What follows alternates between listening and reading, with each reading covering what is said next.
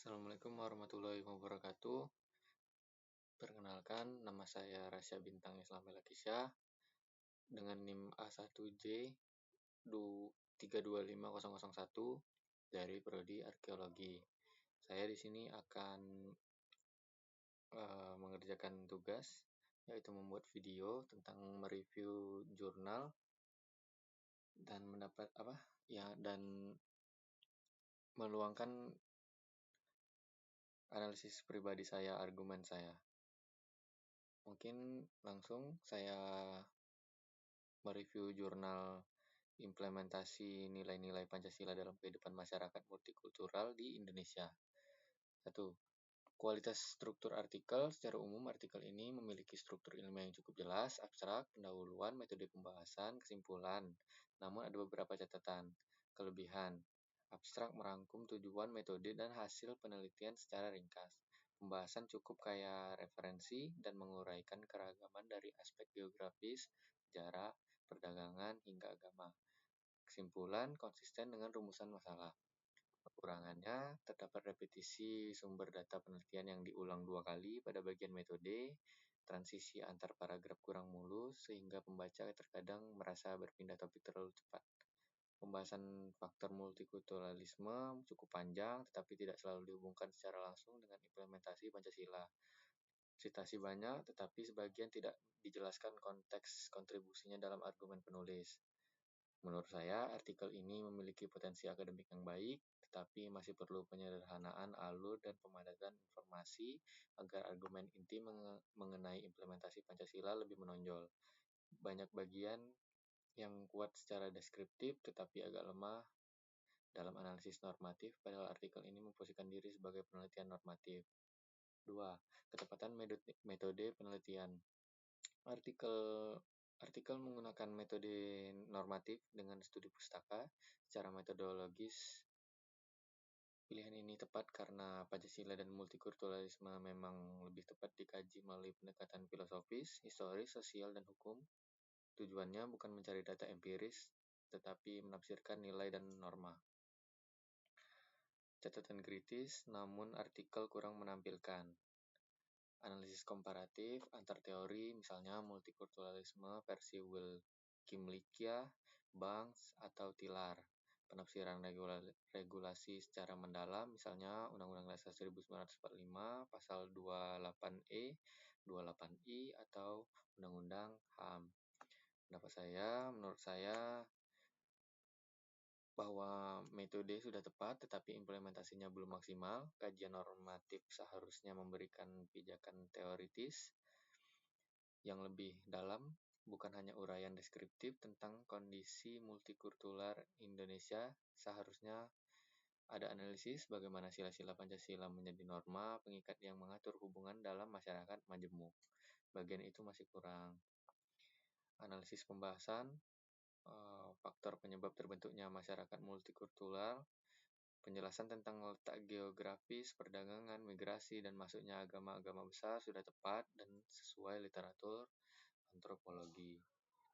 Pembahasan historis cukup rinci, faktor-faktor multikultural disusun secara sistematis, cuman ada beberapa informasi tergandakan, khususnya bagian perdagangan, tidak ada pemetaan teori multikulturalisme secara akademik. Saya menilai bagian ini sangat informatif, tetapi cenderung lebih seperti esai sejarah daripada analisis ilmiah yang menghubungkan fenomena dengan konsep Pancasila. Pembahasan akan lebih tajam jika dibandingkan dengan teori integrasi nasional, pluralisme, atau multikultural citizenship. B. Cara menumbuhkan intoleransi. Artikel mencantumkan banyak cara. Pendidikan, keluarga, gotong royong, empati, interaksi sosial, dan lain-lain. Mungkin di sini penjelasan lengkap dan aplikatif, didukung berbagai sumber literatur, tapi terlalu banyak poin sehingga fokus penelitian menjadi melebar. Belum ada contoh kasus aktual, misalnya toleransi di Yogyakarta, Bali, Papua, atau Maluku. Menurut saya, bagian ini bagus tetapi lebih cocok untuk artikel pendidikan karakter, bukan artikel penelitian normatif. Agar lebih kuat, penulis seharusnya memberikan kaitan dengan sila-sila Pancasila. Misalnya, empati itu dari sila kedua, gotong royong itu dari sila ketiga dan kelima, musyawarah di sila 4. Keterhubungan ini hanya disebut sekilas, padahal justru pada inti penelitian poinnya. Konsistensi dengan Pancasila. Artikel ini menekankan bahwa sila kedua hingga kelima berperan dalam menciptakan toleransi. Argumen ilmiah ini sesuai karena sila satu lebih menekankan pada kesadaran religius dan moralitas berketuhanan. Sila kedua sampai 5 itu mengatur relasi antar manusia dalam kehidupan sosial. Saya setuju bahwa Pancasila adalah dasar normatif yang paling tepat dalam mengatur hubungan masyarakat multikultural. Namun menurut saya artikel ini kurang menunjukkan bahwa implementasinya menghadapi tantangan modern seperti ini.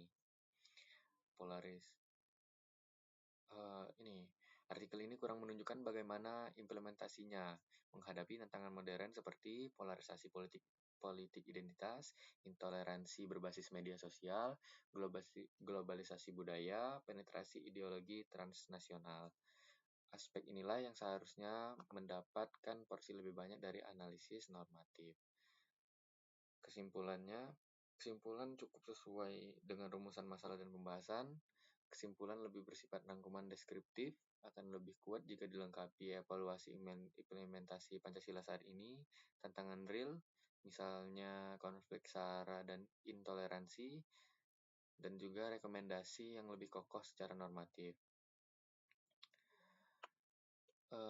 Kekuatan dari artikel ini, jurnal ini topik relevan dengan konteks Indonesia, struktur ilmiah memadai, dan didukung banyak referensi, menjelaskan juga faktor multikultural secara lengkap, tapi kekurangannya atau kelemahannya, analisis normatif kurang mendalam, beberapa bagian repetitif dan melebar, kurang mengaitkan teori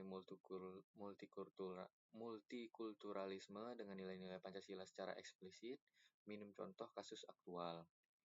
Menurut saya, artikel ini memiliki pesan penting bahwa Pancasila tetap relevan sebagai prinsip pemersatu bangsa yang beragam, namun penelitian ini seharusnya lebih menonjolkan bagaimana nilai-nilai Pancasila diterapkan dalam kehidupan nyata, bukan hanya mengulang konsep normatif yang sudah sering dibahas.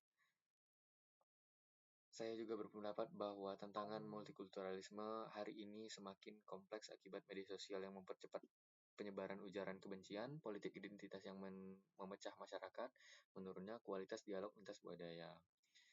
Sayangnya artikel belum membahas tentang tantangan kontemporer tersebut. Dengan sedikit revisi dan pendalaman analisis normatif, artikel ini sebenarnya dapat menjadi kontribusi akademik yang kuat untuk kajian Pancasila dan multikulturalisme di Indonesia.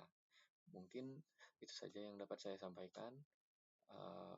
Jika ada salah saya mohon maaf. Saya akhiri. Wassalamualaikum warahmatullahi wabarakatuh.